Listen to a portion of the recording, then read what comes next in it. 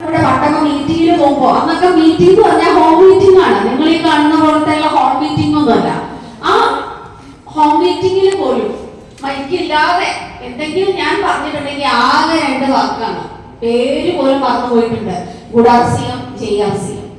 പിന്നെ അടുത്ത ഹോം മീറ്റിംഗില് ഗുഡാർസിയം ചെയ്യാർസിയം പറയുന്നുണ്ടെങ്കിൽ ഞാനത് പറയാൻ വിട്ടുപോയിട്ടുണ്ടെങ്കിൽ ഞാൻ എന്റെ പേര് പറഞ്ഞിട്ടുണ്ടാവും. ഈ തരത്തിലൊക്കെയായിരുന്നു ഞാൻ. കാരണം ഈ മൈക്ക് പിടിക്കാനോ അല്ലെങ്കിൽ ആളുകളുടെ മുമ്പിൽ സംസാരിക്കാനോ ഒന്നും ഞാൻ നേടിയ വിദ്യാഭ്യാസം അന്നും MSc B.Ed ഒക്കെ ഉണ്ട്, ഇന്നും ഉണ്ട്. പക്ഷേ ഇങ്ങനെ വിറയ്ക്കാതെ മൈക്ക് പിടിച്ച് നിങ്ങളെയൊക്കെ നോക്കി, മുഖത്ത് നോക്കി, കണ്ണിൽ നോക്കി സ്നേഹത്തോടെ സംസാരിക്കാൻ എന്നെ പഠിപ്പിച്ച പ്രസ്ഥാനമാണ് RCM. ഞാൻ ഇന്നിവിടെ ഇരുന്നപ്പോ ശരിക്കും ഞാൻ ഓർക്കുകയായിരുന്നു. കാരണം നമ്മുടെ നാരായണൻ സാറൊന്നും വിളിക്കാൻ വരില്ല, ഞങ്ങളുടെ പ്രിയപ്പെട്ട നാരായണേട്ടൻ പറഞ്ഞതിനപ്പുറം ഒന്നുമില്ല. ഒന്ന് ആലോചിച്ച് നോക്കൂ, അദ്ദേഹത്തിന്റെ മകന് കിട്ടിയ വരുമാനം വർഷങ്ങൾക്ക് മുമ്പ്, വർഷങ്ങൾക്ക് ശേഷം മകന് കിട്ടിയ വരുമാനം, അതുപോലെ അദ്ദേഹത്തിന് വർഷങ്ങൾക്ക് മുമ്പ് കിട്ടിയ വരുമാനം, ആഫ്റ്റർ അല്ല ഇന്നും കിട്ടുന്ന വരുമാനം, ഇതൊക്കെ ശരിക്കും പറഞ്ഞാല് ഇന്നത്തെ യുവതലമുറ അടക്കം നമ്മുടെ സാധാരണക്കാരായ ആളുകൾ മനസ്സിലാക്കേണ്ട ഒരു കാര്യമാണ്. വളരെ യാഥാർത്ഥ്യമാണ്. ശരിക്കും പറഞ്ഞാൽ ആ ഒരു സെന്റൻസ് മാത്രം മതി RCMന്റെ ഒരു വ്യാപ്തി സാധാരണക്കാരായ ആളുകൾക്ക് മനസ്സിലാക്കാൻ. അപ്പൊ ഞങ്ങളുടെയൊക്കെ ഒരു അനുഭവമൊക്കെ പറയുന്നതിന് മുമ്പായിട്ട് ഇന്ന് ഒരുപാട് അച്ചീവേഴ്സിനെ കണ്ടു. ഹൃദയം നിറഞ്ഞ സന്തോഷം. കാരണം നിങ്ങളുടെ ഓരോ അച്ചീവ്മെന്റും, RCMയുടെ ഓരോ അച്ചീവ്മെന്റും, ഓരോ സെലിബ്രേഷനും എന്ന് പറയുന്നത് ഇന്ന് സമൂഹത്തിൽ നമ്മൾ കാണുന്ന തിന്മകൾക്ക് എതിരെ നന്മയുടെ വിജയം. പുതിയതായ ആളുകൾക്ക് ഒരു പക്ഷെ അത് പറഞ്ഞാൽ മനസ്സിലാവുന്നുണ്ടാവില്ല അവിടെ എന്താണ് തിന്മ എന്താണ്, നന്മ എന്താണെന്നൊക്കെ. അതിന് നമ്മൾ RCMൽ അങ്ങോട്ട് ജീവിക്കണം. RCMൽ സക്സസ്ഫുൾ ആയിട്ടുള്ള ഏതൊരു ലീഡറും ബിസിനസ് ആയിട്ട് RCMനെ കണ്ട് പ്രൊമോട്ട് ചെയ്ത് വെറുതെ ഒരു ബിസിനസ്മാൻ ആയിട്ട് ജീവിച്ച ആളുകളല്ല. ആരാണോ RCMനെ ഇമോഷണൽ ആയിട്ട് ഏറ്റെടുത്തത്, RCM ഒരു ബിസിനസ് ആണ് യഥാർത്ഥത്തിൽ 100% യാതൊരു തർക്കവുമില്ല. പക്ഷേ അവിടെ ആർക്കാണോ RCMനെ ഇമോഷണലി സ്നേഹിക്കാനായിട്ട് കഴിഞ്ഞിട്ടുള്ളത് അവരാണ് ഇന്ന് RCMല് സക്സസ്ഫുൾ ആയിട്ട് നിങ്ങളുടെ ഈ മുൻനിരയിലെ അല്ലെ TCG നമുക്ക് പകർന്നു തന്നുള്ളതാണ്. ഇമോഷണൽ ആയിട്ട് അല്ലെ അദ്ദേഹം അങ്ങനെയാണ് ഒരു RCM ബിസിനസിനെ ഒരു ബിസിനസ് മാൻ അല്ലെങ്കിൽ ഒരു വലിയ പദവിയിൽ ഇരിക്കുന്ന ഒരു MD ആ തരത്തിലെല്ലാം നമ്മൾ അദ്ദേഹത്തെ കണ്ടിട്ടുള്ളത്. ഒരു സാധാരണക്കാരനായ വ്യക്തിയായിട്ടാണ് അദ്ദേഹം നമ്മളുടെ ഇടയിലേക്ക് RCM പറഞ്ഞ് അദ്ദേഹം വന്നിരിക്കുന്നത്. അദ്ദേഹത്തിനെ ഫോളോ ചെയ്യുന്ന നമ്മുടെ ലീഡേഴ്സ് എത്ര വരുമാനം വാങ്ങിയാലും ശരി, നമ്മൾ ശരിക്കും ആ ഒരു സാധാരണക്കാരന്റെ മനസ്സും സാധാരണക്കാരെ പോലെ തന്നെ ജീവിച്ചും അവരുടെ ഉള്ളിലേക്ക് ഇറങ്ങി കഴിയാൻ ചെന്ന് അവരുടെ ആ ഒരു പ്രോബ്ലത്തിനൊക്കെ സോൾവ് ചെയ്ത് നമുക്ക് എന്താ പറയാ 100% കൊടുക്കാൻ കഴിയാന്ന് പറഞ്ഞാല് ഇറ്റ് ഇസ് ദ എന്താ പറയാ ദൈവത്തിന്റെ ഒരു വരദാനം എന്ന് നമുക്ക് പറയാം, അല്ലെങ്കിൽ കൃപാകടാക്ഷം. ആ കൃപാകടാക്ഷം കിട്ടിയവർ തന്നെയാണ് RCMലെ മീറ്റിംഗിൽ വരുന്നതും RCMനെ ഒരു വലിയ പ്രൊഫഷൻ ആക്കി ഏറ്റെടുത്ത് ഇന്ന് ഇവിടെ ഇരിക്കുന്ന പോലെ പേളും സ്റ്റാർ എമറാൾഡും അല്ലെ എമറാൾഡും ഒക്കെ ആയിട്ട് നിങ്ങളുടെ മുൻനിരയില് ഇങ്ങനെ വിജയിച്ച് ഓരോ സ്റ്റെപ്പ് ബൈ സ്റ്റെപ്പ് വന്നിട്ടുള്ള ആളുകൾ തന്നെയാണ്. തുടക്കത്തിൽ ഇങ്ങനെയൊന്നും അല്ലാട്ടോ. 2005 ഞങ്ങള് എയർഫോഴ്സിലായിപ്പോ ശരിക്കും പറഞ്ഞാല് മൂർത്തി സാറും ഞാനും എന്നൊക്കെ പറഞ്ഞ ഒരുപാട് ഒതുങ്ങി ജീവിക്കുന്ന ആൾക്കാരെ ഫ്രണ്ട്സ് ഒക്കെ ഉണ്ട്. ജസ്റ്റ് ഒരു ഹൈ ബൈ മാത്രം. ഞങ്ങളുടെ ലൈഫ് എന്ന് പറഞ്ഞാൽ ഞാനും ചേട്ടനും മോനും ഇങ്ങനെ ഒരു എയർഫോഴ്സിൽ ക്വാർട്ടേഴ്സ് ഉണ്ട്. അവിടെ അങ്ങനെ ഒതുങ്ങി സാറ് വരുന്നു, അത് കഴിഞ്ഞ് ഒന്ന് പുറത്തു പോകുന്നു, കുറച്ച് ആൾക്കാരോടൊക്കെ ഒന്ന് ചിരിക്കും, സ്മൈലിംഗ്, ഒരു ഹൈ അത്രയേ ഉള്ളൂ. അത് കഴിഞ്ഞ് വീട്ടിൽ വരിക, ലൈവായിട്ട് ക്രിക്കറ്റ് കാണും. ഇതാണ് ഞങ്ങളുടെ പരിപാടി. ലൈവായിട്ട് ഇന്ത്യ പാകിസ്ഥാനൊക്കെ വന്ന അന്നത്തെ ദിവസം തൊട്ട് എണീക്കാണോ ഇരിക്കുകയാണോ എന്നൊന്നും അറിയില്ല. ആ തരത്തിൽ ഇങ്ങോട്ട് ഉശിരി തോന്നും. അങ്ങനെ ക്രിക്കറ്റ് ഭ്രാന്തുള്ള കപ്പിൾസ് ആയിരുന്നു ഞങ്ങള്. അപ്പോ അങ്ങനെ ഇരിക്കെ നമ്മുടെ റൂബി ഗോപകുമാർ സാർ ഈ RCM എന്നുള്ള 3 അക്ഷരം പറയാനായിട്ട് നമ്മുടെ വീട്ടിൽ വന്നു. വന്നതും ഡയറക്റ്റ് മാർക്കറ്റിംഗ് ആണെന്ന് പറഞ്ഞപ്പോഴേക്കും എന്റെ മൂർത്തി സാറിനെ വെറ്റിച്ചു. കാരണം ഞങ്ങളുടെ ഒരു സങ്കല്പത്തില് ഡയറക്റ്റ് മാർക്കറ്റിംഗ് എന്നൊക്കെ പറയുന്നത് സാധാരണക്കാരായ ആളുകൾക്ക് പറ്റിയതല്ല, അതിലൊക്കെ എന്തെങ്കിലും തട്ടിപ്പുണ്ട്. അപ്പൊ അതുകൊണ്ട് തന്നെ ഈ സാറ് പറയുന്നതൊന്നും ഞങ്ങൾ കേട്ടില്ല. ഞാനന്ന് മൂർത്തി സാറിനോട് പറയുന്നു, ഇദ്ദേഹത്തിന് വല്ല ആവശ്യമുണ്ടോ അതിന്റെയൊക്കെ? എയർഫോഴ്സ് ജോലി എന്നൊക്കെ പറഞ്ഞാൽ സെൻട്രൽ ഗവൺമെന്റ് ജോലി, 60 വയസ്സ് വരെ ഇങ്ങനെ തുടരാം, അങ്ങനെയുള്ള ജീവിതത്തിൽ അങ്ങനെ പോയാൽ എന്തിനാണ് ഈ RCM ഒക്കെ കൊണ്ട് ഇദ്ദേഹം ഇങ്ങനെ വരുന്നത്? അതുമായി സാധനം ഉണ്ടെങ്കിൽ വേണ്ടിയില്ല, കുറച്ച് 10-25 പ്രോഡക്റ്റുമായിട്ട് വരുന്നു. അന്നൊക്കെ ഒരു കിറ്റാണ് ജോയിൻ ചെയ്യുന്നത്, ഷർട്ടിന്റെയും പാന്റിന്റെയും ഇങ്ങനെ തുണി വെച്ചിട്ടുള്ള കിറ്റ്, ഇതുപോലത്തെ ഒരു സഞ്ചി, ഇതുപോലത്തെ ഒരു ബാഗ് സാറിന്റെ കയ്യിലുണ്ടാവും. എന്നിട്ട് ഈ സഞ്ചി ഇത് വെച്ചിട്ട് ഞങ്ങൾ ജോയിൻ ചെയ്യണം എന്ന് പറയും. ഈ ജോയിൻ ചെയ്യാന്നുള്ള വാക്ക് കേൾക്കുമ്പോഴേ എനിക്ക് മുട്ടി സാറിനൊക്കെ അങ്ങനെ എന്താ പറയുക പറ്റില്ല നമ്മളെ കൊണ്ട്. പക്ഷെ ഇദ്ദേഹം ഒരു ശല്യമായിട്ട് മാറി. ഇപ്പൊ ഞാനിങ്ങനെ കാണുമ്പോഴേ മുട്ടി സാറിനോട് പറയും ആ ശല്യം വരുന്നുണ്ട്, ശല്യം വരുന്നുണ്ട്. കാരണം അദ്ദേഹത്തിന്റെ ഒരു ഫോളോ അപ്പ്, ഇന്ന് നമ്മളതിനെ ഭംഗിയായിട്ട് ഫോളോ അപ്പ് എന്നൊക്കെ പറയും. ആ ഫോളോ അപ്പ് ശരിക്കും അതിശക്തമായിരുന്നു എന്ന് വേണം പറയാൻ. അങ്ങനെ ആ ഫോളോ അപ്പിന് വഴങ്ങി, ശരിക്കും പറഞ്ഞാൽ ശല്യത്തിന് വഴങ്ങി ഞങ്ങൾ മെമ്പർഷിപ്പ് ഒക്കെ എടുത്തു. മെമ്പർഷിപ്പ് എടുത്ത് എന്താ പറയുക, ഈ കിട്ടിയ സാറ് കാണിച്ച ആ ഒരു പെട്ടി ആ കട്ടിലിന്റെ ചോട്ടിലേക്ക് വെച്ചതല്ല, അത് തുറന്നു പോലും നോക്കിയില്ല. പ്രൊഡക്റ്റുകൾ കുറച്ചുണ്ടായിരുന്ന സോപ്പും ചായപ്പൊടിയൊക്കെ യൂസ് ചെയ്തു. ഞാൻ മോദി സാറിനോട് പറഞ്ഞു ക്യാൻറ്റീനിൽ കിട്ടുന്ന പ്രൊഡക്റ്റ് പോലെ അല്ല കേട്ടോ, നല്ല ചായപ്പൊടിയാണ്, നല്ല ചായയാണെന്നൊക്കെ പറഞ്ഞു. പക്ഷെ എന്നാലും നമുക്കൊന്നും അത് പ്രൊഫഷനാക്കി എടുക്കാനുള്ള ഒരു ബുദ്ധിയോ അല്ലെങ്കിൽ അതിനൊരു ഭാവിയൊന്നും കണ്ടില്ല. പക്ഷെ ആ ശല്യം പിന്നെയും വിടാതെ പിന്തുടർന്നു എന്ന് വേണം പറയാൻ. 2006 വലിയൊരു ഫംഗ്ഷൻ ബാംഗ്ലൂര് അറ്റൻഡ് ചെയ്തു മോദി സാറ്.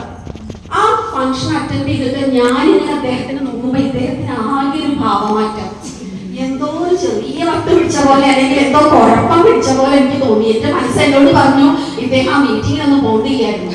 കാരണം പണ്ട് ഞങ്ങൾ ഇങ്ങനെ ആരംഭിച്ച് നടന്നതാണ്, ഇങ്ങനെ പാർക്കിലായിട്ട് മോനെ കൊണ്ട് കളിപ്പിക്കാനൊക്കെ കൊടുക്കും. ഇദ്ദേഹം വരുന്നില്ല, ഏത് സമയവും ആലോചനയാണ്. ഞാനിങ്ങനെ ഓർത്തത് വല്ലാത്ത കുലുമാലായാലും ഒരു മീറ്റിങ്ങിന് പോയിട്ട് ഇങ്ങനെ ചിന്താമഗ്നായിട്ടൊന്നും മിണ്ടാനും പറ്റുന്നില്ല. അപ്പൊ ഇദ്ദേഹം ആ മന്ത്രത്തിലെ ബാലാമണിയെ പോലെയാണ്, ഞാനേ കണ്ടുള്ളൂ കണ്ടതെന്താണെന്ന് ഞാൻ ചോദിക്കുന്നത് പറയുമ്പോ ഒന്നും പറയാനും കിട്ടുന്നില്ല. പിന്നെ ഒരു സുപ്രഭാതം എന്നോട് പറഞ്ഞു ഈ സെൻട്രൽ ഗവൺമെന്റ് ജോലി ഞാൻ അങ്ങോട്ട് റിസൈൻ ചെയ്തിട്ട് RCM ഒരു പ്രൊഫഷനാക്കി എടുക്കാൻ പോവുകയാണ്. അതും കൂടി കേട്ടപ്പോ ശരിക്കും പറഞ്ഞാൽ ഞാൻ ആ ഇന്നസെന്റ് വീണ ശരിക്കും ബോധം കെട്ട് വീണ അവസ്ഥ തന്നെയായിരുന്നു. പക്ഷെ ബോധം കെട്ടില്ല, എന്തോ ദൈവമുണ്ട്. അത് ശരിക്കും പറഞ്ഞാൽ എനിക്ക് മാത്രമല്ല, അദ്ദേഹത്തിന്റെ ആ ഒരു തീരുമാനം അദ്ദേഹം പറയും മാത്രമല്ല, റെസിഗ്നേഷൻ എഴുതി കൊടുക്കുകയും ചെയ്തു. BRS എടുത്തു. അങ്ങനെ ആ ഒരു തീരുമാനം ശരിക്കും പറഞ്ഞാൽ എന്നെയും ഞങ്ങളുടെ കുടുംബാംഗങ്ങള് അതുപോലെ മുത്തി സാറിന്റെ ഫാമിലി ഒക്കെ അതുപോലെ അദ്ദേഹത്തിന്റെ ഫ്രണ്ട്സ് എല്ലാവരും ഒരുപാട് ദുഃഖത്തിലാക്കി അല്ലെങ്കിൽ ഒരുപാട് വിഷമം ഉണ്ടാക്കിയ ഒരു തീരുമാനമായിരുന്നു അത്. കാരണം അന്ന് RCM-ൽ വിജയിച്ച ലീഡേഴ്സ് ആരും ഉണ്ടായിരുന്നില്ല. ഒരു നല്ല RCM-ന്റെ ഷോപ്പ് ഇദ്ദേഹം എന്നെ കാണിച്ചു തന്നത് ഒരു വീടായിട്ടുള്ള ഒരു സ്ഥലം. വീട് എന്ന് പറഞ്ഞാൽ പൊട്ടിപ്പൊളിക്കൊരു വീട്, 2 റൂമുള്ള വീട്. അതില് ഒരു ഭാഗത്ത് തുണി കൊണ്ട് ജസ്റ്റ് ഇമാജിൻ ഇതുപോലെ ഒരു ടേബിളിൽ കുറച്ച് പ്രോഡക്റ്റ് ഇങ്ങനെ തുണി കൊണ്ട് മൂടപ്പെട്ട രീതിയിൽ വെച്ചിട്ടുണ്ട്. അതാണ് RCM ഷോപ്പ്. പിന്നെ ഇങ്ങനെ ഞാൻ അദ്ദേഹം മോദി സാറിനോട് ചോദിച്ചു, ഇതിൽ വിജയിച്ച ഒരു ലീഡേഴ്സ് ഇല്ലേ, ഒരു നല്ല ഷോപ്പ് അദ്ദേഹത്തിന് കാണിച്ചു തരാനില്ല. മകന്റെ വിദ്യാഭ്യാസം, വാട്ട് ഇസ് ദ ഫ്യൂച്ചർ? ഞങ്ങൾക്ക് സ്വന്തമായിട്ട് വീടില്ല, വാഹനമില്ല, ആകെ ഒരു ബൈക്കാണ്. അതാണെങ്കിൽ ബാംഗ്ലൂരൊക്കെ പോകുമ്പോ മഴ പെയ്ത് അവിടെ നിൽക്കും. പിന്നെ ഞാൻ മോനെ എടുത്ത് ഇങ്ങനെ കൊടുത്താൽ മഴ നന്നിങ്ങനെ ബസ് സ്റ്റോപ്പിലേക്ക് പോകേണ്ട അവസ്ഥയാണ്. അപ്പൊ ഞാൻ ചോദിച്ചു അദ്ദേഹത്തോട് വാട്ട് ഇസ് ദ ഫ്യൂച്ചർ? RCM-ൽ വിജയിച്ച ഒരാളെ കാണിച്ചു തരാനില്ല, പക്ഷെ ഇദ്ദേഹത്തിന്റെ കോൺഫിഡൻസ് അപാരം. എന്നോട് പറഞ്ഞു ഞാൻ കേരളത്തിലേക്ക് പോവാണ്, അവിടെ എനിക്ക് ബിസിനസ് നന്നായിട്ട് ബിൽഡ് ചെയ്യാനൊക്കെ പറ്റും, ഒരുപാട് എനിക്കുള്ള സക്സസ് ആവാൻ പറ്റും. ഇതൊക്കെ പറഞ്ഞിട്ട് എന്നാ എന്താ കണ്ടത്, വാട്ട് ഇസ് ദ ബിസിനസ് എന്ന് ചോദിച്ചാൽ പിന്നെയും ആ ബാലാമണിയെ പോലെ പറഞ്ഞു തരാൻ കഴിയുന്നില്ല എന്നാണ് RCM-ന്റെ അല്ലെങ്കിൽ ഇപ്പോൾ ഉള്ളപ്പോ നിങ്ങളൊക്കെ പറഞ്ഞു തരുന്ന പോലെ ഒരു മാർക്കറ്റിംഗ് പ്ലാൻ ഒന്നും പറഞ്ഞു തരാനായിട്ട് മോദി സാറിന് പറ്റുന്നില്ല എന്നുള്ളതായിരുന്നു അദ്ദേഹത്തിന്റെ അന്നത്തെ ഒരു ധർമ്മസങ്കടമായിരിക്കും. നിങ്ങൾ ആലോചിച്ച് നോക്കൂ, എന്താ കണ്ടതെന്ന് പറഞ്ഞു തരാൻ പറ്റുന്നില്ല. പക്ഷെ ഞാൻ മനസ്സിലാക്കിയ കാര്യം ശരിക്കും പറഞ്ഞാൽ അതൊരു ദൈവ നിയോഗം. അന്നത്തെ കാലത്ത് RCM-ന്റെ ഫ്യൂച്ചർ മനസ്സിലാക്കുക എന്ന് പറഞ്ഞാല് ഒരു സാധാരണക്കാരനായ ഒരു വ്യക്തിയില് ദൈവനിയോഗം ഇല്ലെങ്കിൽ പറ്റില്ല എന്നുള്ളതാണ് എനിക്കിന്ന് നിങ്ങളോട് പറയുന്നത്. കാരണം എവിടെയാണ് ഒരു സക്സസ്ഫുൾ ആയിട്ടുള്ള ആളെ കണ്ടിട്ടുള്ളത്? എവിടെയോ ഇപ്പൊ കാസറ്റ് നമ്മുടെ അന്നത്തെ മുകേഷ് കൊട്ടാരി നിങ്ങൾ കണ്ടിട്ടുണ്ടാവും. സ്റ്റാർസ് അഫെയർ ആയിട്ടുള്ള അദ്ദേഹത്തെയൊക്കെ ചിലപ്പോൾ സ്റ്റേജിലൊക്കെ കണ്ടിട്ടുണ്ടാവാം. ആ സ്റ്റാർസ് അഫെയർ ആയിട്ടുള്ള മുകേഷ് കൊട്ടാരിയുടെ കാസറ്റ്, അന്നൊക്കെ നമുക്ക് കാസറ്റിലൂടെ ടേപ്പ് റെക്കോർഡറൊക്കെ ഉള്ള സമയമാണ്. 2007, 2006 കാലഘട്ടം എന്നൊക്കെ പറഞ്ഞാല് ഞങ്ങളുടെ വീട്ടിൽ ടേപ്പ് റെക്കോർഡ്. അദ്ദേഹം ഏത് സമയവും ഈ മുകേഷ് കൊട്ടാരിയുടെ സ്പീച്ച് കേട്ടോണ്ടിരിക്കും. അങ്ങനെ ശരിക്കും പറഞ്ഞ 2007-2008 കാലഘട്ടത്തിൽ കേരളത്തിൽ തമ്മിലൊക്കെ ആയിട്ട് പോയി. ആ സമയത്താണ് ഞാൻ ശരിക്കും പറഞ്ഞ, നിങ്ങൾ വിചാരിച്ചിട്ട വലിയ മാനസിക രോഗി ഗംഗയായിരുന്നു അല്ലെ, ഗംഗയൊന്നും അല്ല, മനുഷ്യത്താഴിലെ ഗംഗയെക്കാളും മൂത്ത മാനസിക രോഗിയായിട്ട് ഞാൻ മാറി. കാരണം എനിക്കൊരു കൗൺസിലിംഗ് തരാൻ ആരും കഴിയുന്നില്ല. എന്നോട് ആരും ഒന്നും പറഞ്ഞില്ല, ഹാസ്യം ഇങ്ങനെയൊന്നും ആവില്ല, പടർന്നു പന്തലിക്കും, വലിയൊരു ബിസിനസ് സ്ഥാപനമായിട്ട് മാറും, ഒരുപാട് പേര് വരും, ഒരുപാട് പേര് കുടുംബങ്ങളുടെ ആരോഗ്യം കൊടുക്കാൻ പറ്റും. അതൊന്നും കൗൺസിലിംഗ് തരാനോ അല്ലെങ്കിൽ അതിന്റെ ഫ്യൂച്ചർ കണ്ട് പറയാനോ അന്ന് വാഗ്മികളൊന്നും ഉണ്ടായിരുന്നില്ല. ഞാനും എന്റെ അമ്മയും തലയിൽ മുൻകൂട്ടിട്ട് ഒരു ജോലിസിന്റെ അടുത്ത് പോയി. എന്തിനാണ്? ഭാവി അറിയാൻ. ഇദ്ദേഹത്തിന് അനുസരിച്ച് നടക്കുക, വരുമാനമില്ല, വാടകയ്ക്കാണ് എയർഫോഴ്സിലെ ജോലി ഒഴിവാക്കി, വാടക കൊടുക്കട്ടെ. അങ്ങനെ ജോലിസിന്റെ അടുത്ത് പോയപ്പോ ജോലിസൻ എന്നോട് പറഞ്ഞത്, ഇദ്ദേഹം ഇങ്ങനെ അലഞ്ഞു തിരിഞ്ഞ് നടക്കുന്ന ഒരു ജോലിയാണ്, ഒന്നും നമുക്ക് ചെയ്യാൻ പറ്റില്ല, അതൊരു നിയോഗമാണ്, ചെയ്തോട്ടെ. പക്ഷെ മോള് എന്തിനാ വിഷമിക്കണത്? മോളുടെ ജാതകത്തില് രാജയോഗം അതിന്റെ അപ്പുറം കാണാനുണ്ട്. അപ്പൊ ഞാൻ മൂർത്തി സാറിനോട് പറഞ്ഞു, ഈ ജോലി നിങ്ങൾ തൽക്കാലം അങ്ങോട്ട് വിട്ടേക്ക്. ജോത്സ്യം എന്ന് പറയുന്ന ആള് ചില്ലറക്കാരനൊന്നും അല്ല, അത് രാമനാട്ടുകരയിലെ ജോത്സ്യം, ഭയങ്കര ഫേമസ് ആയിട്ടുള്ളൊരു ജോത്സ്യൻ, മോഹൻദാസ് എന്നാണ് പേര്. അദ്ദേഹം ഇങ്ങനെയൊക്കെ പറയണമെങ്കിൽ അത് തീർച്ചയായിട്ടും നിങ്ങൾ ഇങ്ങനെ അടഞ്ഞിരിച്ച് നടക്കും, വരുമാനമൊന്നും കിട്ടില്ല. പക്ഷെ ഞാൻ എന്തോ ലോട്ടറി ഒക്കെ എടുക്കാൻ സാധ്യതയുണ്ട്, എനിക്കൊരു രാജയോഗമൊക്കെ കാണുന്നുണ്ടെന്ന് പറഞ്ഞു. പക്ഷെ മൂർത്തി സാർ ആരാ മോനെന്നറിയാം, എന്നോട് പറഞ്ഞു, ഏടോ ഞാൻ ആശയമായിട്ട് എടുത്തിരിക്കുന്നത് തന്റെ പേരിലാണ്.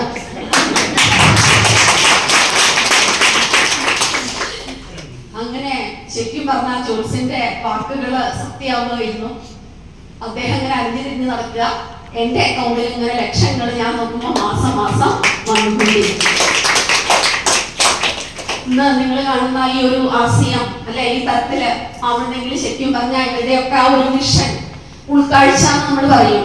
ഭാവി കുറച്ച് വർഷങ്ങൾക്ക് ശേഷം ആശയം എന്തായിരിക്കും എന്ന് കാണാനുള്ള ഒരു ഉൾക്കാഴ്ച, അത് മൂർത്തി സാറിന് നല്ല അന്നുണ്ടായിരുന്ന ലീഡേഴ്സിന് കൊടുത്തിരുന്നത് കൊണ്ടും അന്ന് അവരുടെ കുടുംബങ്ങൾ അനുഭവിച്ച ത്യാഗം, അവരുടെ കഠിനാധ്വാനം, അറിവ്, അതിന്റെയൊക്കെ റിസൾട്ടാണ് ഇന്ന് നിങ്ങൾ കാണുന്ന ഇതുപോലെ പൂത്തുലഞ്ഞ ആശയമായിട്ട് ഇന്ന് നിങ്ങളുടെ മുമ്പിൽ നിൽക്കുന്ന ആശയം എന്ന് പറയുന്നത്. ഇന്ന് ഭയങ്കര സന്തോഷമാണ്, കാരണം എവിടെ ചെന്നാലും ഇപ്പൊ ശരിക്കും പറഞ്ഞാൽ എനിക്കൊന്നും മറ്റൊരു സംസാരിക്കാനേ ഇഷ്ടമല്ല. നിങ്ങളൊക്കെ പറയുന്നത് കേൾക്കുക, നിങ്ങൾക്ക് കിട്ടിയ ആരോഗ്യ പുരോഗതി, അല്ലെങ്കിൽ ഓരോ പ്രശ്നങ്ങൾ ഉണ്ടായിരുന്നവര് അവര് പറയുന്ന കാര്യങ്ങള്, സാമ്പത്തിക പുരോഗതി, ഇതൊക്കെ ആളുകൾ പറയുമ്പോ നമുക്കിങ്ങനെ ആ ഒരു സമയത്ത് കിട്ടുന്ന ഒരു നിർവൃതിയുണ്ട്. അതിങ്ങനെ അനുഭവിക്കുക എന്ന് പറഞ്ഞാല് ഇന്ന് ശരിക്കും പറഞ്ഞാൽ അതിലുപരി ജീവിത സാഫല്യം എന്നൊക്കെ പറയാം, എന്താ പറയേണ്ടതെന്ന് എനിക്കറിയില്ല. നമ്മുടെ ജീവിതത്തില് ഇതുപോലെയുള്ള നല്ല വാക്കുകൾ കേൾക്കാനുള്ള ഭാഗ്യം സാധാരണക്കാരനായ മൂർത്തി സാറടക്കമുള്ള നിങ്ങൾ കാണുന്ന ലീഡേഴ്സിന് അത് അനുഭവിക്കാൻ പറ്റിയിട്ടുണ്ടെങ്കിൽ അല്ലെ, തുടക്കകാലത്ത് അതൊന്നും കേട്ടിട്ടില്ല മക്കളെ. ഞങ്ങള് തുടക്കകാലത്ത് നല്ല വാക്കുകളൊന്നും കേട്ടിട്ടില്ല, കേട്ടത് മുഴുവൻ നോ നോ നോ. 2008 എനിക്കും മീറ്റിംഗ് അറ്റൻഡ് ചെയ്യാനുള്ള ഭാഗ്യം ഉണ്ടായി കോഴിക്കോട് വെച്ച്. അന്നാണ് ഞാൻ തിരിച്ചറിഞ്ഞത് ഇതൊരു സിംഗിൾ മാൻ ബിസിനസ് അല്ല, ഇതൊരു ഫാമിലി ബിസിനസ് ആണ്. അന്ന് ഞാനും മൂർത്തി സാറിന്റെ കൂടെ കൂടി ഇതുപോലെയുള്ള ഹോം മീറ്റിങ്ങുകളിലൊക്കെ പോകും. ഞങ്ങളുടെ കയ്യില് അല്ലെ അന്നൊക്കെ എന്ന് പറഞ്ഞു കഴിഞ്ഞാല് നമുക്ക് പ്രൊഡക്റ്റുകൾ ഉള്ള പ്രൊഡക്റ്റുകൾ, ഇപ്പൊ ഹെൽത്ത് എന്ന് പറയുന്ന ഒരു ടോപ്പിക് പോലും എടുക്കാൻ പറ്റില്ല. കാരണം ഹെൽത്ത് കാർഡ് ഓയിലൊക്കെ ലോഞ്ച് ചെയ്യുമെന്ന് പറയുന്നുണ്ട്, ലോഞ്ച് ചെയ്തിട്ടില്ല. അപ്പൊ ആ ഒരു ബിഫോർ നിങ്ങളൊന്ന് ആലോചിച്ച് നോക്കും, 30 പ്രൊഡക്റ്റുകളുള്ള സമയത്ത് പോലും ഹോം വിസിറ്റ്, ഹോം മീറ്റിംഗ് ആ കാര്യത്തിൽ യാതൊരു എക്സ്ക്യൂസും ഉണ്ടായിട്ടില്ല. അതൊരു പ്രദേശം മാത്രം കേന്ദ്രീകരിച്ച് നമുക്ക് വർക്ക് ചെയ്യാൻ പറ്റുന്ന സാഹചര്യം ആയിരുന്നില്ല. ഇന്ന് മൂർത്തി സാർ ഇപ്പൊ കണ്ണൂരാണെങ്കിൽ നാളെ തിരുവനന്തപുരത്തായിരിക്കും, അല്ലെങ്കിൽ വേറൊരു സ്ഥലത്തായിരിക്കും. അപ്പൊ അവിടെ പോയിട്ട് ഒരാളെ കാണാനൊക്കെ ആയിട്ട് ഇത്രയും കാലം സഞ്ചരിക്കുമ്പോ ചിലപ്പോൾ അത്രയും പോസിറ്റീവായിട്ട് ഞാൻ പോലും സാറിനോട് ചോദിച്ചിട്ടുണ്ട്, നമ്മുടെ കയ്യിൽ നിന്നുള്ള ആശയം കിട്ടുന്ന തുച്ഛമായ വരുമാനം, അന്ന് ടീമൊന്നും ആയിട്ടില്ല, ആയി വരുന്നേ ഉള്ളൂ. ആ തുച്ഛമായ വരുമാനം വീണ്ടും ആർസിഎമ്മിലേക്ക് കൊടുക്കും വേണം, വാടക കൊടുക്കും വേണം, വാടക വീടും, ഇതൊക്കെ ആകുമ്പോ നമുക്ക് ഒരുമാതിരി ഉന്മാദാവസ്ഥ ശരിക്കും വരും. വീണ്ടും പോസിറ്റീവായി ഞാൻ ചെറിയ തരത്തിൽ നെഗറ്റീവായിട്ട് വരുമ്പോഴും എന്റെ മൂർത്തി സാർ തന്നെയാണ് ആ സമയത്തൊക്കെ എന്നെ പോസിറ്റീവ് ആക്കിയിട്ടുള്ളത്. കാരണം ഞാൻ അനുഭവിച്ച ഒരു മാനസികാവസ്ഥ ഒരു പക്ഷേ ഇന്ന് ഇരിക്കുന്ന റൈറ്റ് സൈഡിൽ ഇരിക്കുന്ന ഈ തമ്മമാർക്ക് വേഗം മനസ്സിലാവുന്നുണ്ടാവും. നമുക്കൊരാള് കൗൺസിലിംഗ് തരാനില്ലാതെ അല്ലെ ജീവിതം ഫ്യൂച്ചർ എന്താന്ന് മനസ്സിലാവാതെ ഇരിക്കുന്ന ഒരു കാലഘട്ടത്തില്. പക്ഷെ അതിനൊക്കെ ഉത്തരം ശരിക്കും പറഞ്ഞാൽ കുറച്ച് വർഷങ്ങൾ കഴിയുമ്പോ ആദ്യമൊക്കെ നോ കേൾക്കുമ്പോ ഒരു മടുപ്പായിരുന്നു. പക്ഷെ പിൽക്കാലത്താണ് ഞാൻ അറിഞ്ഞത് ഒരുപാട് പേര് നോ പറയുമ്പോഴാണ് നമ്മുടെ ജീവിതത്തിലെ സക്സസിന്റെ തുടക്കമാവുന്നത്. ആ നോയെ എങ്ങനെ എസ് ആക്കി മാറ്റാം എന്നുള്ളത് നമ്മൾ നോക്കും. അല്ലെ നമ്മൾ പറയുന്നതിൽ മാറ്റങ്ങൾ വരുന്നുണ്ട്. പറഞ്ഞ് പ്രാക്ടീസായി കാരണം ഒരുപാട് ഹോം മീറ്റിംഗ് നടത്തുമ്പോഴാണ് നമ്മൾ എക്സ്പേർട്ടായി മാറുന്നത്. തുടക്കത്തിൽ സംസാരിക്കാൻ ആർക്കും എനർജി ഉണ്ടാവില്ല, പറയാനുള്ള അറിവുണ്ടാവില്ല. അതിനായിട്ടല്ല ഞങ്ങളുടെ ഒരൊറ്റ സീക്രട്ട് ഞാൻ നിങ്ങളടുത്ത് പറയാം. സഫയർ ആയതിന്റെ പിന്നിൽ മൂർത്തി സാർ എന്നോട് അത് മാത്രമാണ് എന്റെ കൂടെ നിൽക്കുമ്പോൾ ചെയ്യാൻ പറഞ്ഞൊരു കാര്യം. കേൾക്കുന്ന ലോകം ആർസികമാക്കി മാറ്റുക, കാണുന്ന ലോകം ആർസികമാക്കി മാറ്റുക, പറയുന്ന ലോകം ആർസികമാക്കി മാറ്റുക.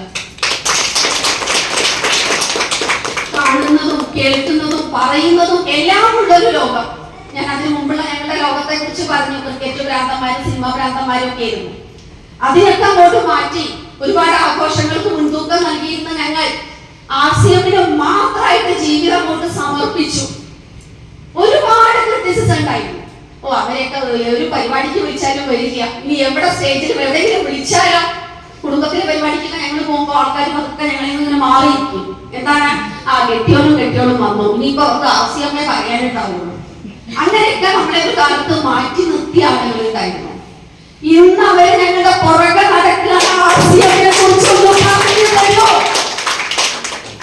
പറഞ്ഞു കൊടുത്ത സത്യം പറഞ്ഞ സമയം അവരൊന്നും നോക്കാനോ അല്ലെങ്കിൽ സത്യം പറഞ്ഞ ഉള്ളിൽ കുറ്റബോധമുണ്ട്. പക്ഷെ സഫയറായിട്ട് നമ്മൾ ഇരിക്കുമ്പോ നമ്മളുടെ ഫാമിലി നമ്മളെ അംഗീകരിച്ച, നമ്മുടെ കൂടെ വന്ന് വിശ്വസിച്ച നമ്മുടെ ഒരു വലിയ ഫാമിലി ഉണ്ട്. അവരെ തന്നെ ഇങ്ങനെ ഈ ഓൾഡ് തന്നെ നോക്കിയിട്ട് തീരുന്നില്ല. ഈ കേരളം മുഴുവനും തമിഴ്നാട്ടിലുണ്ട്, ഒറീസയിലുണ്ട്, ഇന്ത്യയിലെ എല്ലാ സ്റ്റേറ്റിലുമായിട്ട് കുറേശ്ശായിട്ട് പടർന്നു തുടങ്ങി. ഇവരൊക്കെ കാണണ്ടേ ഞങ്ങൾക്ക്. പിന്നെ പുതിയ ആളുകൾക്ക് ഞങ്ങൾ നമ്മുടെ അന്ന് കുറ്റം പറഞ്ഞ ആൾക്കാരൊന്നും സത്യം പറഞ്ഞിരുന്ന് നോക്കാൻ സമയമില്ല. ഈ യോഗമൊക്കെ ശരിക്കും പറഞ്ഞാൽ ഈ ആർസിഎമ്മിൽ വിശ്വസിക്കുന്ന നിങ്ങൾ ആരെങ്കിലും ഉണ്ട് ഇതുപോലെ പ്രവർത്തിക്കാൻ നിങ്ങൾ തയ്യാറാണെങ്കിലേ ഇന്ന് നിങ്ങളെ ക്രിട്ടിസൈസ് ചെയ്യുന്ന ആളുകളുടെ ഇടയില് അല്ലെ നാളെ ശരിക്കും ഈ അവസ്ഥ നിങ്ങൾക്ക് വരും. അവർക്ക് ആർസിഎം പറഞ്ഞു കൊടുക്കാൻ സമയമില്ലാത്ത ഒരവസ്ഥ നിങ്ങളൊക്കെ മനസ്സിലൊന്ന് ഇമാജിൻ ചെയ്യണം. സ്വപ്നം കാണണം. കാരണം ഇന്ന് ആർസിഎമ്മിൽ വിജയിച്ച ആളുകളൊക്കെ സാധാരണക്കാരായ വ്യക്തികളാണ്. ഞാൻ ഒരാളെയും സ്മാർട്ടായിട്ട് അല്ലെങ്കിൽ അന്നത്തെ കാലത്ത് സ്മാർട്ടായിട്ട് മൈക്ക് പിടിച്ച് സംസാരിക്കുന്ന ഒരു ലീഡറെയും ഞാൻ തുടക്കകാലത്ത് കണ്ടിട്ടില്ല. പക്ഷെ ഇന്ന് നിങ്ങൾ കാണുന്ന ലീഡേഴ്സ് അല്ലെ, നിങ്ങൾ ഓരോ ലീഡേഴ്സിനെ കാണുമ്പോൾ അടുത്തുനിന്ന് ഫോട്ടോ ഒക്കെ എടുക്കുന്നുണ്ട്. അവരൊന്നും തുടക്കകാലത്ത് അങ്ങനെ ആയിരുന്നില്ല. എനിക്കന്ന് ഏറ്റവും ആശ്വാസമായിരുന്നു ഹേമന്ത് സാറിനെ കാണുമ്പോൾ. കാരണം സാറും എന്നെ പോലെ എന്നെ മൈക്ക് പിടിച്ച് സംസാരിക്കാൻ ഭയങ്കര പേടിയാവും, മറയ്ക്കും സാറിന്. അപ്പൊ ഞാനും ഒത്തിരി ഭയങ്കര സമാധാനം ഹേമന്ത് സാറിനെ ഒക്കെ കാണുമ്പോൾ. ഇദ്ദേഹം സംസാരിക്കണില്ല, ഇങ്ങനെ ലീഡർ ആവാനാണ്. ഡോക്ടർ രാജൻ സാറ്, അദ്ദേഹത്തിനെ കാണുമ്പോൾ ഞാൻ വിചാരിക്കും ഇദ്ദേഹത്തെ എങ്ങനെ ആർസിഎമ്മിൽ വിജയിക്കാനാണ് വായി തോന്നുന്നില്ല. പക്ഷെ നോക്കൂ, ഇവിടെ നമ്മൾ മനസ്സിലാക്കേണ്ട ഒരു കാര്യമുണ്ട്. ആർസിഎം ട്രാൻസ്ഫോം ചെയ്യാൻ പണ്ട് ബാലാമണിയെ പോലെ എന്ത് പറയുന്നു എന്ത് ചിന്തിച്ചിരുന്ന മൂർത്തി സാറിനുണ്ടായ ട്രാൻസ്ഫോർമേഷൻ, കൂടെ വിശ്വസിച്ച് കൂടെ നിന്നവർക്ക് ഉണ്ടായ മാറ്റങ്ങൾ, അവരൊക്കെ ഇന്നിപ്പോ ഗർജിക്കുന്ന പല പേരുകളിൽ അറിയപ്പെടുന്നത് അല്ലെ, ഗർജിക്കുന്ന സിംഹമായിട്ടും അവരൊക്കെ വന്നത് ശരിക്കും പറഞ്ഞാല് സാധാരണക്കാരായ വ്യക്തികൾ ആർസിഎമ്മിന് അങ്ങോട്ട് അവരെ കംപ്ലീറ്റ് സമർപ്പിച്ചതിന്റെ റിസൾട്ട് ആണ് ഇന്ന് നിങ്ങൾ കാണുന്ന സഫയർ ആയാലും റൂബി ആയാലും സ്റ്റാർ എമറാൾഡ് ആയാലും ഏത് ടെക്നിക്കൽ ലീഡർ ആയാലും ആരാണോ ആർസിഎമ്മിന് അവരെ നമ്മൾ കംപ്ലീറ്റ് സബ്മിറ്റ് ചെയ്യുന്നത് അല്ല, ഞാൻ നേരത്തെ പറഞ്ഞ പോലെ കാണുന്ന ലോകവും കേൾക്കുന്ന ലോകവും നമ്മൾ പറയുന്ന ലോകവും ആർസിഎം ആക്കി മാറ്റാനായിട്ട് സാധിക്കണം. തുടക്കകാലത്താണെങ്കിൽ ഞാൻ സ്ത്രീകളോട് പറയില്ല നിങ്ങൾക്ക് വിജയിക്കാൻ പറ്റും, അത്രയും നല്ലതാണ് ആർസിഎം എനിക്ക് പറയാൻ പറ്റില്ലായിരുന്നു. അന്നൊരു മീറ്റിംഗിന് പോകുമ്പോൾ സ്ത്രീകളെ ഉണ്ടാവില്ല. കാരണം എന്താണ്, ഇതുപോലെ ഹെൽത്ത് പറയാനോ പ്രൊഡക്റ്റുകളോ ഒന്നും ഇല്ലാത്ത കാലഘട്ടമാണ്. പക്ഷെ ഇന്ന് എനിക്ക് പറയാൻ സാധിക്കും, ഈ ലോകത്ത് വെച്ചൊരു best profession in the world തന്നെ പറയാം, അത് ആർസിഎം. ഇന്ന് ഞങ്ങളുടെ മകൻ BBS ഒക്കെ കഴിഞ്ഞു, ഇപ്പോ ഈ ഡിസംബർ 10 ആ ഒരു അവരുടെ കോളേജിൽ നിന്ന് മെഡിക്കൽ കോളേജിൽ നിന്ന് അവന് എന്താ പറയാ റിലീസ് ആവാൻ പോവുകയാണ്. അവന് ഞാൻ ഒരൊറ്റ ഉപദേശം കൊടുത്തിട്ടുള്ളൂ, മോനെ നിന്റെ ജോലി ഈ ലോകത്തെ ഏത് തൊഴിലിനും അതിൻ്റെതായ മാന്യത ഉണ്ട്. എല്ലാ തൊഴിലും ഒന്നിനൊന്ന് മെച്ചാണ്, എല്ലാം നല്ലത് തന്നെയാണ്. ഡോക്ടർ ജോലി അതുപോലെ ഏറ്റവും നോബിൾ ആയിട്ടുള്ള പ്രൊഫഷനാണ്. പക്ഷേ അതിനേക്കാൾ ഒരു പടി മുന്നിലായിരിക്കും RCM എന്ന പ്രൊഫഷൻ എന്നത് ഒരു മാതാവ് എന്നുള്ളതിൽ ഞാൻ എന്റെ മോന് കൊടുത്തൊരു ഉപദേശമാണ്. കാരണം ഞാൻ അങ്ങോട്ട് പറഞ്ഞിരിക്കുന്ന ഒരേ കാരണം, ഡോക്ടർമാർ വിചാരിച്ചാൽ ശരിയാണ്, രോഗമൊക്കെ ചികിത്സിച്ച് വേഗമാക്കാൻ പറ്റും, പറ്റിയേക്കാം, പറ്റാതെ ഇരിക്കാം. പക്ഷെ നമ്മൾ RCM ഫാമിലി ഒന്നടക്കം വിചാരിച്ചാല് ആ രോഗം വരാനുള്ള റൂട്ട് അങ്ങോട്ട് കട്ട് ചെയ്ത് മാറ്റാനായിട്ട് നമ്മളെല്ലാവരും വിചാരിച്ച ഇന്ന്, കാരണം അത്രയും ഹെൽത്തി പ്രോഡക്റ്റ് 100% RCM ഉൽപ്പന്നങ്ങൾ ഉപയോഗിക്കുന്നവർക്ക് അറിയാം അല്ലെ. ഇപ്പൊ കഴിഞ്ഞ ദിവസം ബാംഗ്ലൂർ എന്റെ കൂടെ വർക്ക് ചെയ്ത ഒരു ടീച്ചർ അവരെന്നെ വിളിക്കുകയുണ്ടായി.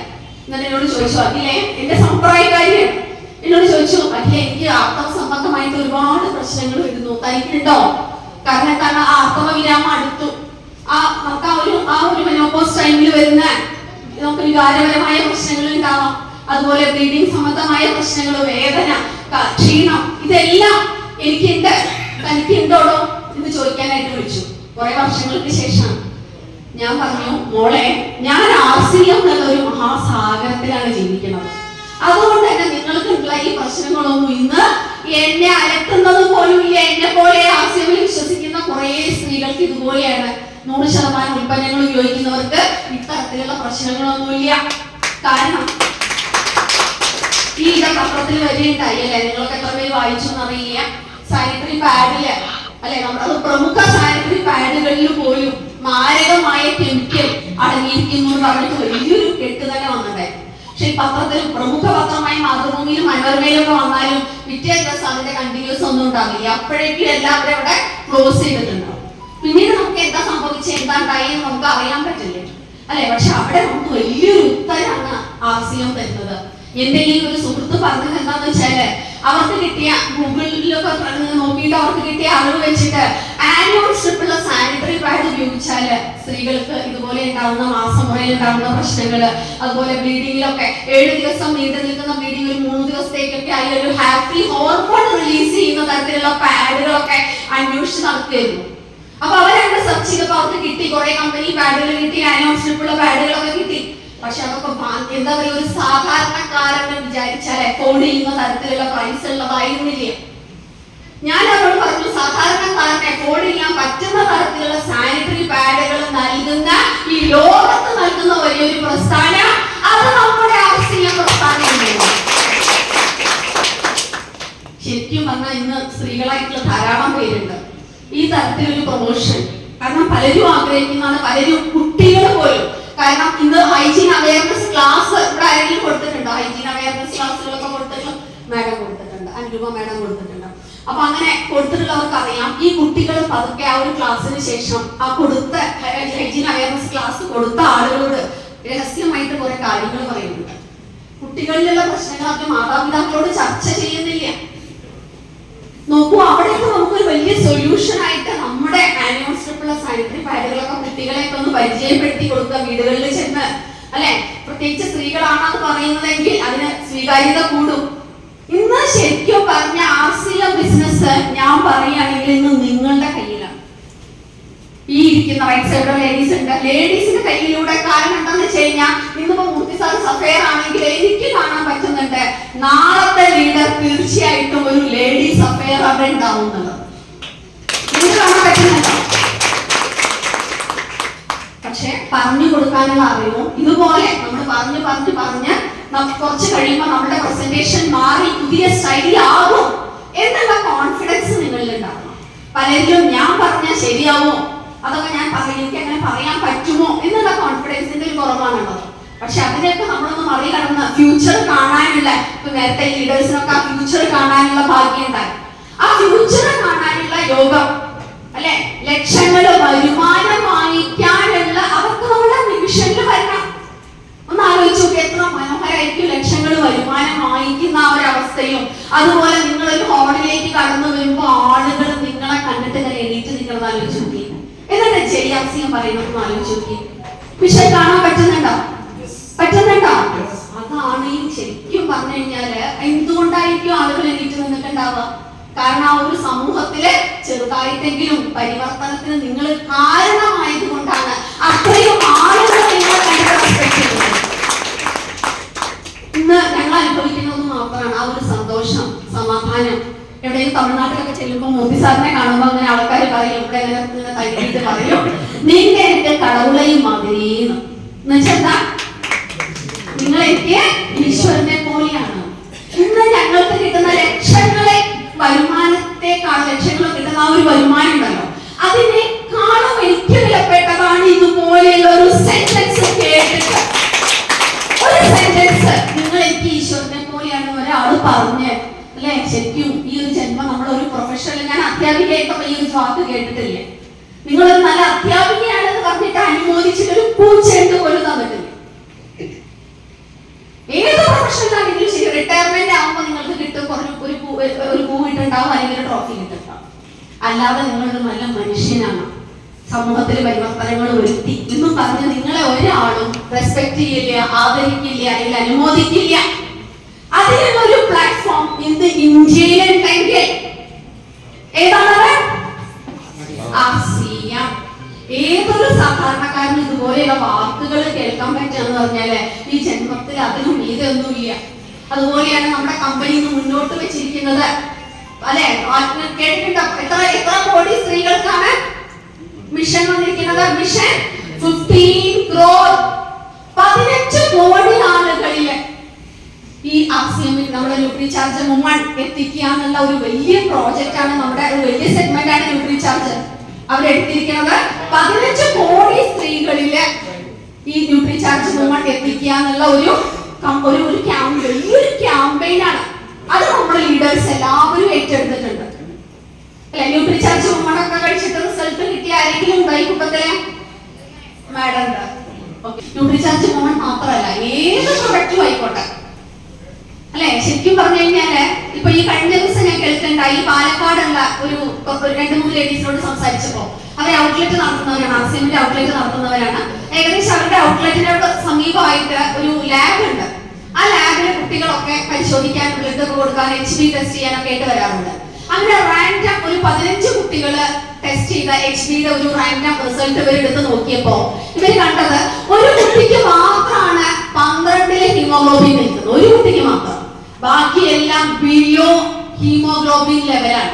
കാരണം എന്താണെന്ന് വെച്ചാൽ ഞാൻ അനുഭവിച്ചറിഞ്ഞതാണ്. അത് അധ്യാപികയായിരുന്ന സമയത്ത് അസംബ്ലിയിലൊന്നും പെൺകുട്ടികൾ കൂടുതൽ നേരം നിൽക്കാൻ പറ്റില്ല. കുറെ കഴിയുമ്പോ ഈ മാഡം പറഞ്ഞ പോലെ തല ചുറ്റുന്ന അവസ്ഥ, അല്ലെങ്കിൽ തല കറങ്ങി വീഴുക. നോക്കൂ, നമ്മളൊക്കെ ഒന്നടങ്കം ഒന്ന് പരിശ്രമിക്കുകയാണെങ്കിൽ ഒരുപാട് പെൺകുട്ടികളിൽ, ഒരുപാട് സ്ത്രീകളില് അല്ലെ ന്യൂട്രിചാർജ് വുമൺ ഒരു എന്താ പറയാ, ഒരു മിറാക്കുലർ പ്രോഡക്റ്റ് നമുക്ക് പറയാം. ഇതൊക്കെ ഇതിനെ കുറിച്ച് നമുക്ക് ആധികാരികമായിട്ട് സംസാരിക്കണേ. എനിക്ക് തോന്നുന്നത് സ്ത്രീകൾ തന്നെ മുന്നിട്ട് ഇറങ്ങി കഴിഞ്ഞാല് ശരിക്കും നമുക്ക് ഈ ഒരു കേരളം സുന്ദര കേരളാക്കി മാറ്റിയെടുക്കാൻ പറ്റും. കാരണം എന്റെ മോൻ പറയായിരുന്നു, അവന്റെയൊക്കെ പ്രാക്ടീസ് ടൈമില് അമ്മ ഒരു മിനിറ്റ് റെസ്റ്റ് എടുക്കാൻ പറ്റിയിട്ടില്ല. ഏറ്റവും കൂടുതൽ രോഗികളായിട്ട് വന്നത് സ്ത്രീകളായിരുന്നു എന്ന് പറയും. ഇതുപോലെ പീരിയഡ്സ് റെഗുലർ അല്ല, അതുപോലെ തല കറങ്ങി വീട്, HB ലോ ലെവൽ, അതുപോലെ സെർവിക്കൽ ക്യാൻസർ, യൂട്ടേറിയൻ ക്യാൻസർ തുടങ്ങിയ ഒരുപാട് അസുഖങ്ങളുമായിട്ടാണ് സ്ത്രീകൾ വരുന്നത്. പക്ഷെ അവിടെയൊക്കെ നമുക്കൊരു സൊല്യൂഷൻ പറഞ്ഞു കൊടുക്കാൻ പറ്റുകയാണ് ആർസിഎമ്മിലൂടെ, ന്യൂട്രിചാർജിലൂടെ, ഗാമ ഓറേസനിലൂടെ, കിൻസോളിലൂടെ അല്ലെ. നമ്മുടെ ഓരോ സെഗ്മെന്റുകളെ കുറിച്ചും നിങ്ങൾ പഠിക്കാനായിട്ട് തയ്യാറാവും. ഇന്ന് ന്യൂട്രിചാർജിനെ കുറിച്ച് പഠിക്കണമെങ്കിൽ നിങ്ങൾക്ക് വീരാംഗന സെഷൻ അറ്റൻഡ് ചെയ്യാം. അതുപോലെ കിൻസോളിനെ കുറിച്ച് നമുക്ക് കൂടുതലായിട്ട് പഠിക്കണമെങ്കിൽ ഏതാണുള്ളത്? ഉഡാൻ. നീട്ടി വിളിക്കണം, ഉഡാൻ അല്ലെ. ശരിക്കും പറഞ്ഞാൽ ഇപ്പോഴും പലരും പറയും കേരളത്തിൽ നമ്മളൊന്നും അങ്ങനെ മേക്കപ്പ് ഒന്നും യൂസ് ചെയ്യില്ല. ഞാൻ അധ്യാപിക എന്നപ്പോ കണ്ടിട്ടുള്ളതാണ്, 2ാം ക്ലാസ്സിലെ കുട്ടികൾ പോലും ബാഗിൽ എന്തുണ്ട്? Compact powder. ഞങ്ങൾ അങ്ങോട്ട് ബോർഡിലേക്ക് തിരിയുമ്പോ കോമ്പാക്ട് പൗഡർ, ലിപ്സ്റ്റിക് ഒക്കെ ഇടുന്നുണ്ട്. പിള്ളേർക്ക് കിട്ടുന്നതല്ല, വീട്ടിലുണ്ടായിട്ടല്ലേ. അപ്പൊ ആലോചിച്ചപ്പോ ഇതുപോലെ എന്താ പറയാ, നാച്ചുറൽ ആയിട്ട് അല്ലാത്ത പാരബൻ കണ്ടന്റ് ആയി അടങ്ങിയിട്ടുള്ള മേക്കപ്പ് സാധനങ്ങളായിരിക്കും ആ കുട്ടികൾ യൂസ് ചെയ്തിട്ടുണ്ടാവും. നമുക്കിവിടെ പാരബൻ ഫ്രീ, കെമിക്കൽ ഫ്രീ ആയിട്ടുള്ള 100% നാച്ചുറൽ ആയിട്ടുള്ള പ്രോഡക്റ്റുകൾ അല്ലെ, കുട്ടികൾക്കാണെങ്കിൽ അവർ ഇട്ടോട്ടെ, സ്കൂൾ ടൈമിലോ എപ്പോ വേണമെങ്കിലും ഇട്ടോട്ടെ, ഒരു കുഴപ്പമില്ല. ഇതുപോലെ പ്രകൃതിദത്തമായ പ്രൊഡക്റ്റുകൾ നമ്മുടെ കയ്യിൽ ഉണ്ടെങ്കിൽ നമുക്കത് കുട്ടികൾക്കും മുതിർന്നവർക്കും ഒക്കെ കൊടുക്കുക, നമ്മളതൊന്ന് പ്രൊമോട്ട് ചെയ്യാന്ന് പറഞ്ഞാല് ശരിക്കും പറഞ്ഞാൽ ഇന്ന് സമൂഹത്തോട് ചെയ്യുന്ന ഒരു സേവനമാണ്.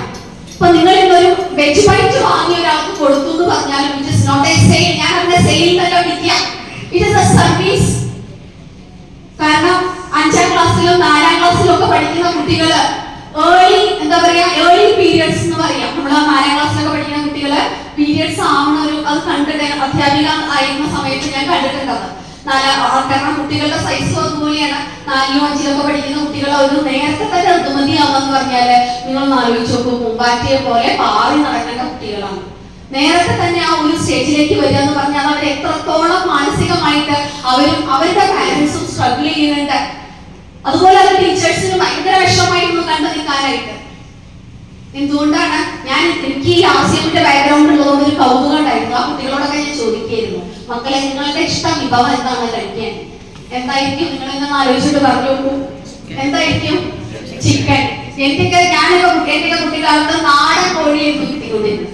അത് തന്നെ വീട്ടിലുണ്ടാക്കി കഴിഞ്ഞാല് ഒരു കഷ്ണം എങ്ങാനും ചാറായിരിക്കും കിട്ടുന്നുണ്ടാവും, അല്ലെങ്കിൽ കുറച്ചൊരു കഷ്ണം കിട്ടുന്നുണ്ടാവും. പക്ഷെ ഇന്ന് ഒരു കുട്ടിയുടെ മുമ്പില് ഒരു കോഴി, ഹോർമോൺ കുത്തി വെച്ച ഒരു കോഴി മുഴുവനായിട്ട് ഇങ്ങനെ കിടക്കുകയാണ്. പല രൂപത്തിൽ കുഴിമന്തിയായിട്ടും മഹന്തിയൊക്കെ ആയിട്ടും. അതും നല്ല എഡ്യൂക്കേറ്റഡ് ആയിട്ടുള്ള പാരന്റ്സ് തന്നെയാണ് എല്ലാവരും. എന്നിട്ടും കുട്ടികൾക്ക് തന്നെ വാങ്ങിച്ചു കൊടുക്കുന്നത്. പക്ഷെ ഇവിടെ ഈ ഒരു അവയർനെസ്, ഒരു തിരുത്ത് അല്ലെ, ഞാൻ നേരത്തെ പറഞ്ഞു എനിക്ക് MSc B.Ed ഒക്കെ ഉണ്ടായിരുന്ന സമയത്ത് ഞാൻ വിചാരിച്ചു ഞാൻ ഭയങ്കര അറിവുള്ള ആളാണ്. പക്ഷെ അതിലൊക്കെ ഭയങ്കര കറക്ഷൻ, വലിയ തിരുത്തു വരുത്തിയ പ്രസ്ഥാനം ആസിയ. നീ ചെയ്യുന്ന രീതി, നീ കഴിക്കുന്ന രീതി തെറ്റാണ്. നീ ഫാമിലിക്ക് കുക്ക് ചെയ്ത് കൊടുക്കുന്ന ഓയിൽ തെറ്റാണ്. എല്ലാം എന്താ പറയാ, നമ്മളെ റൈറ്റ് റൈറ്റ് റൈറ്റ് എന്ന് പറഞ്ഞ ഒരു റൈറ്റ് വേയിലേക്ക് കൊണ്ടുവന്നപ്പോ ഞങ്ങളുടെ ജീവിതം മനോഹരമായി, ഞങ്ങളുടെ ജീവിതം സമ്പന്നമായി, ഒരുപാട് മനോഹരമായ ജീവിതങ്ങൾ ഉണ്ടാക്കാൻ ഞങ്ങൾക്ക് സാധിച്ചു. ഒരുപാട് സമ്പന്ന കുടുംബങ്ങളെ സൃഷ്ടിക്കാൻ ഞങ്ങൾക്ക് സാധിച്ചു. സഫയർ എന്നുള്ള ലെവലാണ്. അപ്പൊ നിങ്ങൾ ആലോചിക്കുന്നത് സഫയർ എന്നൊക്കെ ആകുമ്പോ ഒരു വ്യക്തിക്ക് മാത്രമായിട്ട് കിട്ടുന്ന ഇൻകം അല്ല. ഒരു വ്യക്തി സഫയർ ആവാന്ന് പറഞ്ഞാല് അദ്ദേഹത്തിന്റെ കൈകളിലൂടെ 6 കോടി രൂപയാണ് ആ ടീമിലുള്ള അംഗങ്ങൾക്ക് ഡിവൈഡ് ചെയ്ത് വരുമാനമായിട്ട് ടീമിൽ കൊടുക്കും.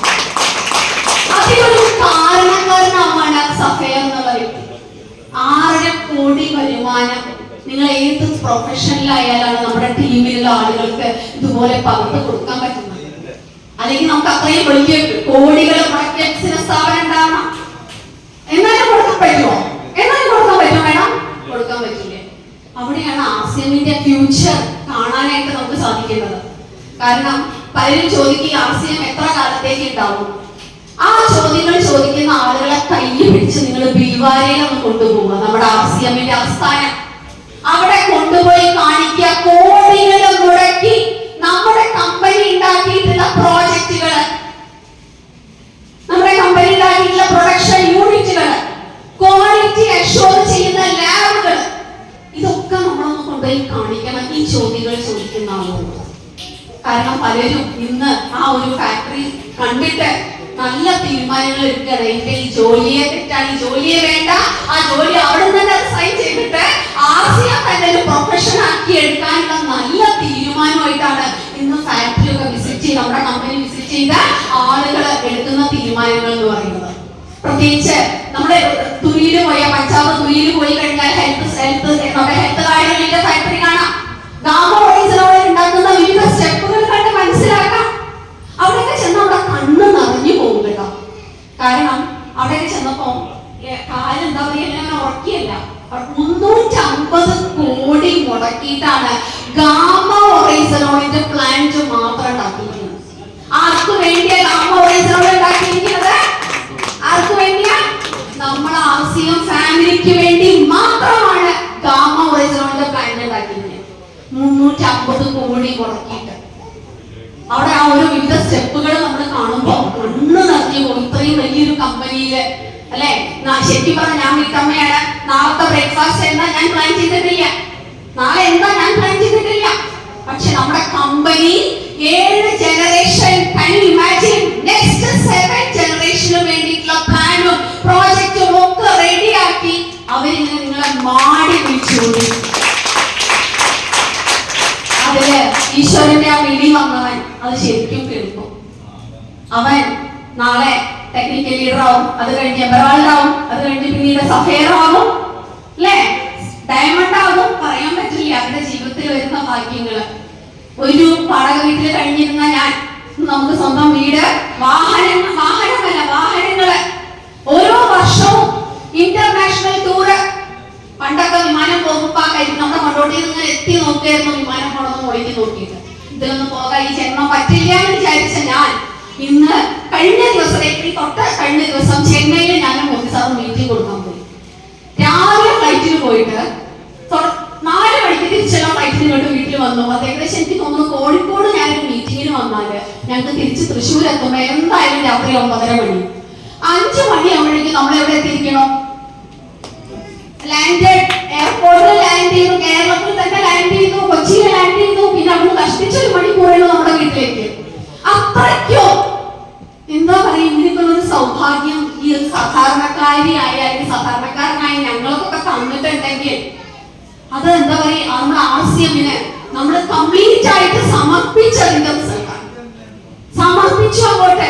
ഞാൻ നേരത്തെ പറഞ്ഞ പോലെ എനിക്ക് ആ ഒരു കാര്യം പറയാനുള്ളത്, കാണുന്ന ലോകം, കേൾക്കുന്ന ലോകം, പറയുന്ന ലോകം RCM ആക്കി മാറ്റുക. ഒരു പ്രൊഫഷനാക്കി RCM കാണാം. ഒരു എക്സ്ക്യൂസും കൂടാതെ ഡെയിലി അല്ലെ നിങ്ങളൊരു പ്രൊഫഷനിലാണെങ്കിൽ എത്ര മണിക്കൂർ നിങ്ങൾ വർക്ക് ചെയ്തിട്ടുണ്ടാവും? ഒരു ജോലി, ഞാൻ ടീച്ചർ ആയിരുന്ന സമയത്ത് 7 മണിക്കൂർ വർക്ക് ചെയ്താലാണ് നമുക്ക് മാസശമ്പളം കിട്ടുക.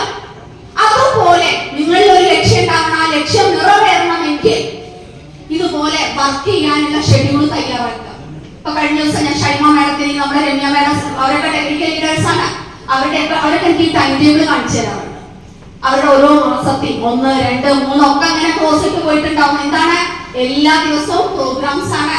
ഹോം മീറ്റിംഗ് ആയിട്ടും ഹോം വിസിറ്റ് ആയിട്ടും ഒക്കെ ഫുൾ ഷെഡ്യൂൾ ചെയ്തിട്ടുണ്ട്. ഹൈജീൻ അവയർനെസ് ഒരു സ്ഥലത്ത് കൊടുക്കുന്നു, ഒരു സ്ഥലത്ത് ന്യൂട്രി ചാർജിനെ കുറിച്ച് പറയുന്നു, ഒരു സ്ഥലത്ത് ഹരിത സഞ്ജീവനിയെ കുറിച്ച് പറയുന്നു, ചില സ്ഥലത്ത് നമുക്ക് വില വ്യത്യാസം കാണിച്ച് നമുക്ക് ഈ പ്രൊഡക്റ്റുകളെ കൂടുതലായിട്ട് ആളുകളിലേക്ക് ജനകീയമായിട്ട് എത്തിക്കാൻ സാധിക്കുന്ന സാധ്യതകളെ കുറിച്ച് പറയുന്നു. അല്ലെ, ഇതുപോലെ ഇന്ന് ഏറ്റവും കൂടുതൽ സ്ത്രീകള് പറഞ്ഞു മുന്നോട്ട് ഈ രംഗത്ത് വന്നിട്ടുണ്ട്. എനിക്ക് ഏറ്റവും സന്തോഷം, ഇന്ന് നമ്മുടെ നാരായണൻ സാറിന്റെ ടീം എടുത്ത് നോക്കിയാൽ, എമറാൾഡ് വേണുഗോപാൽ സാറിന്റെ ടീം എടുത്ത് നോക്കിയാൽ, വിനോദ് സാറിന്റെ ടീം എടുത്ത് നോക്കിയാല് ശരിക്കും ഒരുപാട് സ്ത്രീ സാന്നിധ്യം ഞാൻ കണ്ടിട്ടുണ്ട്. ഇനി ഏറ്റവും സന്തോഷിപ്പിച്ചിട്ടുള്ള ഒരു കാര്യമാണ് രാവിലെ ബ്രേക്ക്ഫാസ്റ്റ് മീറ്റിംഗിൽ സ്റ്റാർട്ട് ചെയ്യും അല്ലെ, രാവിലെ പല ഫാമിലി എണീക്കുന്നത് തന്നെ നെഗറ്റീവായിട്ട് ചിന്തിച്ചിട്ടാണ്. ഇന്നും പയ്യ എന്താണ്, പക്ഷെ നിങ്ങളൊക്കെ ഒന്ന് ആലോചിച്ച് നോക്കുക, ബ്രേക്ക്ഫാസ്റ്റ് മീറ്റിങ്ങിലൊക്കെ പങ്കെടുക്കുന്നവര് ഓരോ ആളുകൾ പറയുന്ന പോസിറ്റീവായ കാര്യങ്ങൾ. എനിക്ക് തോന്നുന്നു ഇന്ന് നമ്മളൊരു ഡിവോഷണൽ സോങ് കേൾക്കുന്നതിനേക്കാൾ ഏറെ ഒരു ഡിവൈൻ ഫീലിംഗ് ആണ്. 6 മണിക്ക് നിങ്ങൾക്ക് കേട്ടിട്ട് നിങ്ങളൊന്ന് എണീക്കുക. ഒരു വിജയിച്ച അല്ലെങ്കിൽ പ്രൊഡക്റ്റിനെ കുറിച്ചാവാം, പ്രസ്ഥാനത്തെ കുറിച്ചാവാം, അനുഭവമാകാം, എന്തുമായിക്കോട്ടെ, പോസിറ്റീവ് ആയിട്ടുള്ള സംഗതികൾ പറഞ്ഞ് കേട്ട് നമ്മൾ ഉണരുന്ന ആ ഒരു പ്രഭാതത്തിന് നമുക്ക് അന്നത്തെ ദിവസം ഫുള്ള് പോസിറ്റിവിറ്റി നിലനിർത്താനായിട്ട് സാധിക്കുന്നുണ്ട്. അതുകൊണ്ട് തന്നെ എനിക്ക് ഒരുപാട് സന്തോഷമുണ്ടെന്ന് ഈ ഒരു ടീമില് വന്ന്, അതും സ്റ്റാർട്ട് ചെയ്തിരിക്കുന്നത് 1-ാം തീയതിയാണ്, ഡിസംബർ 1. അടുത്ത മാസം ജനുവരി 1 ന്യൂ ഇയർ ആണ്. ന്യൂ ഇയറിന് നമ്മൾ പല റെസൊല്യൂഷനും എടുക്കാറുണ്ട്, തീരുമാനങ്ങൾ അല്ലെ. എന്റെ ഈ പുതുവർഷം എങ്ങനെയാവണം, ഞാൻ എന്തൊക്കെ ലെവലിൽ എത്തണം, അതിനുവേണ്ടി ഞാൻ എന്തൊക്കെ ചെയ്യണം, അല്ലെ, ഇങ്ങനത്തെ പ്ലാനും പ്രോജക്റ്റുകളും. ഇപ്പൊ TCG ഞാൻ പറഞ്ഞു, പ്ലാനും പ്രോജക്റ്റും ഒക്കെ ഉണ്ടാക്കി ഇങ്ങനെ റെഡി ആയിട്ടിരിക്കുക. Are you ready for that? Plan ചെയ്യാൻ റെഡിയാണോ? യെസ്. ഏത് നോ കേൾക്കാനോ റെഡിയാണോ? യെസ്. ഹോം വിസിറ്റ് നടത്താൻ തയ്യാറാണോ? യെസ്. ഹോം മീറ്റിംഗ് നടത്താൻ തയ്യാറാണോ? യെസ്. എങ്കിൽ ഞങ്ങളെ പോലെ നിങ്ങൾക്കും കേൾക്കാം, നീങ്ക എനിക്ക് കടവുളை മാതിരി. എനിക്ക് ആ ഒരു ആഗ്രഹം മാത്രമേ ഉള്ളൂ. കാരണം RCMൽ വന്നിട്ട് എന്റെ എല്ലാ ആഗ്രഹവും, വീട്ടമ്മ എന്നുള്ള നിലയിലും അല്ലാതെയും ഒക്കെ എനിക്ക് എന്തൊക്കെ ആഗ്രഹം ഉണ്ടോ, ഏതൊക്കെ രാജ്യങ്ങൾ സന്ദർശിക്കണം, എല്ലാം കഴിഞ്ഞു. വലിയ ആഗ്രഹങ്ങൾ, ഇനിയുള്ള ആഗ്രഹം നിങ്ങളൊക്കെ ഇങ്ങനെ ആൾക്കാർ കെട്ടിപ്പിടിച്ചിട്ട് പറയണം, നീങ്ക എനിക്ക് കടവുള്ള മോഡലായിട്ട് നിങ്ങളെ കെട്ടിപ്പിടിച്ച് പറയണം, നിങ്ങൾ ഈശ്വരനെ പോലെയാണ്. അത് കേട്ടിട്ട് അത് ഞാൻ കുറെ കേൾക്കണം. അതുപോലെ ഒരാഗ്രഹം കൂടി ഇവിടെ പറയുകയാണ്. എന്റെ ടീമിൽ നിന്ന് ശരിക്കും പറഞ്ഞാൽ ഇൻഡിപെൻഡന്റ് ആയിട്ട് വന്ന എമറാൾഡ് ലീഡേഴ്സ് ആയിട്ട് വന്നിട്ടില്ല. സ്റ്റാർ പോൾ വരെ എത്തി നിൽക്കുന്നുണ്ട്. സ്റ്റാർ പോൾ വരെ നമ്മുടെ ലേഡി ലീഡേഴ്സ് എത്തി നിൽക്കുന്നുണ്ട്. ഇനിയുള്ള നിറക്കാഴ്ച എനിക്ക് കൂടുതൽ കാണാനുള്ളത് 1 ലക്ഷത്തിലേറെ വരുമാനം വാങ്ങിക്കുന്ന സാധാരണക്കാരായ വീട്ടമ്മമാര് ഞങ്ങളുടെ ടീമിൽ വന്ന് നിറയണം. അതിന് എന്റെ സ്വപ്നത്തിനോടൊപ്പം നമ്മുടെ ലീഡേഴ്സും ആ ഒരു സ്വപ്നത്തിലുണ്ട്. അവരുടെ ഒരു സ്വപ്നമാണ് 1 ലക്ഷത്തിലേറെ വരുമാനം വാങ്ങിക്കുന്ന സാധാരണക്കാരായ വീട്ടമ്മമാര്. അല്ലെ, ഇന്ന് ഗവൺമെന്റ് ഒക്കെ തുടങ്ങുന്ന ഓരോ പ്രോജക്റ്റ് കുടുംബശ്രീ എന്നൊക്കെ പറഞ്ഞ് തുടങ്ങിയിട്ടുണ്ട്. അതൊക്കെ അങ്ങോട്ടും ഇങ്ങോട്ടും കടം വാങ്ങി കടം കൊടുക്കാനുള്ള ആ ടൈപ്പല്ല കേട്ടോ. ഇവിടെ നിങ്ങളെങ്ങനെ ഉയർത്തുകയാണ്, എല്ലാ തലത്തിലും ഉയർത്തിക്കൊണ്ടുവരുന്ന ഒരു വലിയ കൂട്ടായ്മയാണ്. അതിനെ വിശ്വസിച്ച് ശരിക്കും അതിന്റെ ഒരു ഭാഗമായിട്ട് ലീഡേഴ്സിനെ ഫോളോ ചെയ്ത് മുന്നോട്ട് പോകാൻ സാധിച്ച എന്റെ ഈ സ്വപ്നം 1 ലക്ഷത്തിലേറെ വരുമാനം വാങ്ങിക്കുന്ന ഈ അമ്മമാരെ കാണാനുള്ള ഒരു സ്വപ്നം കൂടി എനിക്ക് നിറവേറാനുണ്ട്. ആ ഒരു സ്വപ്നവും ഈ ഒരു പ്രാർത്ഥനയും ഇവിടെ സമർപ്പിച്ചുകൊണ്ട് തൽക്കാലം നിർത്തട്ടെ. അക്ഷരമായിട്ട് നിൽക്കേണ്ട